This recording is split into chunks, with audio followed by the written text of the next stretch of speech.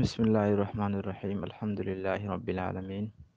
والعاقبۃ للمتقین والصلاة والسلام علی سید الانبیاء والمرسلین اللہم انفعنا بما علمتنا وعلمنا ما ينفعنا وزدنا علما رب اشرح لی صدری ویسر لی امری واحلل عقدۃ من لسانی یفقہوا قولی۔ قرآن کریم کے 30ویں پارے کی سورۃ الضحیٰ جو کل 11 آیات پر مشتمل ہے، ان 11 آیات کا ترجمہ اور ابتدائی چند آیات کی مختصر تفسیر ہم پڑھ چکے تھے۔ آج کے سبق میں ہم ان 3 انعامات کا تذکرہ پڑھیں گے جس کا ذکر اللہ تعالیٰ نے اس سورت کے اندر کیا ہے، اور یہ وہ 3 انعامات ہیں جو اللہ تعالیٰ نے 3 مخصوص اور اہم ترین مواقع پر نبی کریم صلی اللہ علیہ وسلم پر فرمائے ہیں۔ ان میں سے پہلے انعام کے بارے میں اللہ تعالیٰ کا ارشاد ہے، اعوذ باللہ من الشیطان الرجیم، الم یجدک یتیما فآویٰ، کہ کیا آپ کے رب نے آپ کو یتیم نہیں پایا تو آپ کو ٹھکانہ دیا۔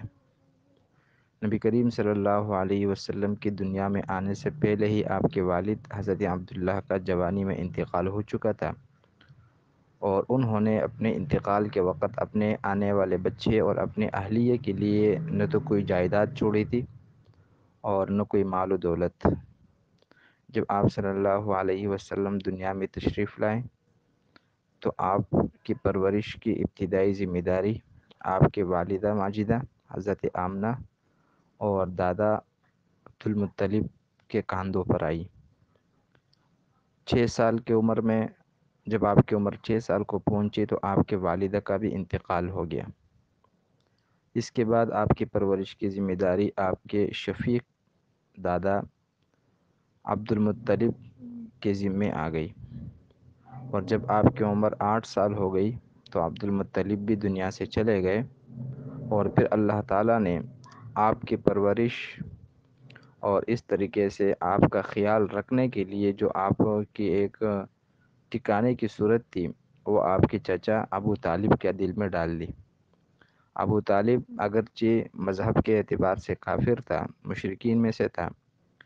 لیکن یہ اللہ تعالیٰ کا خصوصی کرم تھا کہ کفر کے باوجود بھی وہ آپ علیہ الصلاۃ والسلام کے ساتھ محبت بھی فرماتے تھے، اور ساتھ ساتھ مشرکین مکہ اور کفار مکہ سے آپ کی حفاظت بھی کیا کرتے تھے۔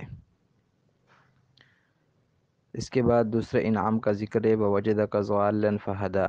اور اللہ نے آپ کو ناواقف پایا تو آپ کی رہنمائی کر دی۔ یعنی جب آپ علیہ الصلاۃ والسلام کہ بلوغت کا زمانہ آیا اور یتیمی کا دور ختم ہو گیا، کیونکہ انسان یتیم تب تک ہوتا ہے جب تک وہ نابالغ ہوتا ہے۔ تو جوانی کا جو زمانہ ہوتا ہے یہ خواہشات کا زمانہ ہوتا ہے، کھیل کود کا زمانہ ہوتا ہے، لیکن اس زمانے میں بھی نبی کریم صلی اللہ علیہ وسلم کو اللہ تعالیٰ نے بہترین اخلاق، بہترین عادات سے نوازا، اور انہی عادات اور انہی اچھے اخلاق کی وجہ سے مکہ مکرمہ والوں کے دل میں اللہ تعالیٰ نے آپ کے ایک محبت ڈال دی تھی۔ اسی لیے نبی کریم صلی اللہ علیہ وسلم کے بارے میں فرمایا، وَوَجَدَكَ ضَالًّا فَهَدَىٰ، کہ اللہ نے آپ کو ناواقف پایا تو آپ کے رہنمائی فرمائی۔ جبکہ بعض مفسرین اس آیت کی تفسیر میں لکھتے ہیں کہ بچپن میں آپ علیہ الصلاۃ والسلام نے کچھ بزرگوں سے سنا تھا کہ ہمارا جو اصل دین ہے وہ دین ابراہیمی ہے،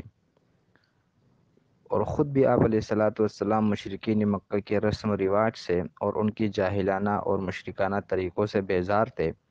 لیکن آپ اس کوشش میں تھے کہ کسی طرح ابراہیم علیہ الصلاۃ والسلام کے مذہب اور دین کی تفصیلات معلوم کی جائیں۔ تو پھر اللہ تعالیٰ نے آپ علیہ الصلاۃ والسلام کی اس کوشش اور طلب کی وجہ سے طہارت کے مسائل، غسل جنابت کے مسائل، حج کا طریقہ، عبادت اور تسبیح کا طریقہ، یہ ساری طریقے اللہ تعالیٰ نے آپ کو سکھلا دیے۔ اس کے بعد اگلا انعام ہے، وَوَجَدَكَ عَائِلًا فَأَغْنَىٰ، اللہ نے آپ کو تنگ دست پایا تو آپ کو مالدار کر دیا۔ یعنی جب نبی کریم صلی اللہ علیہ وسلم کو نبوت ملی تو اور آپ کی شادی ہو گئی 25 سال کی عمر میں، تو اہلیہ کے نفقے کی ذمہ داری، اور پھر بچیاں اللہ نے آپ کو دی، بیٹے اللہ نے آپ کو دیے، تو بیٹے تو خیر بچپن میں ہی وفات پا گئے تھے، لیکن بیٹیوں کے نفقے کی ذمہ داری آپ پر تھی۔ لیکن آپ کے پاس نہ کوئی ظاہری تجارت کے اسباب تھے، نہ کوئی زراعت کے اسباب تھے۔ اللہ تعالیٰ نے آپ کو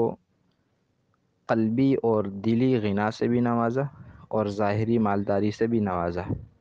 اور ظاہری مالداری سے نوازنے کے لیے اور گھر کے معاملات کو چلانے کے لیے ایک تو اللہ نے حضرت خدیجہ رضی اللہ تعالی عنہا جیسی خاتون آپ کی نکاح میں دے دی، جس نے اپنا سارا مال، اپنا سارا سرمایہ آپ علیہ الصلاۃ والسلام کے اشاعت دین پر اور آپ کے اوپر خرچ کر دیا۔ تو اسی کی طرف اشارہ ہے وَوَجَدَكَ عَائِلًا فَأَغْنَىٰ۔ ان تین انعامات کے تذکرے کے بعد آگے اللہ تعالیٰ نے آپ کو 3 مختلف احکامات دیے ہیں۔ ان میں سے پہلا حکم یتیم سے متعلق ہے کہ فَأَمَّا الْيَتِيمَ فَلَا تَقْهَرْ، کہ جب اللہ نے آپ پر انعام یوں فرمایا کہ یتیمی کے باوجود بھی آپ کو ٹھکانہ دیا، تو اس انعام پر شکر کا تقاضا یہ ہے کہ اگر کوئی یتیم آپ کی پرورش میں آ جائے تو پھر آپ اس یتیم کے بارے میں حکم یہ ہے کہ آپ اس کو جھڑکیں گے نہیں، آپ اس پر سختی نہیں کریں گے، چونکہ عرب کے اندر یتیموں پر ظلم و ستم کا رواج تھا۔ تو یہاں خود آپ علیہ الصلاۃ والسلام مراد نہیں ہے، بلکہ آپ کی امت کو تعلیم ہے۔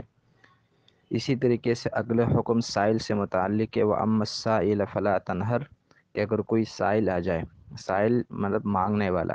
اب چاہے وہ دنیا کی کوئی چیز مانگ رہا ہو، پیسہ مانگ رہا ہو، کپڑا روٹی مانگ رہا ہو، یا کوئی دین کا مسئلہ پوچھنے والا ہو، تو اس کے بارے میں حکم یہ ہے کہ آپ اس کو جھڑکیں گے نہیں، آپ اس کو ڈانٹیں گے نہیں۔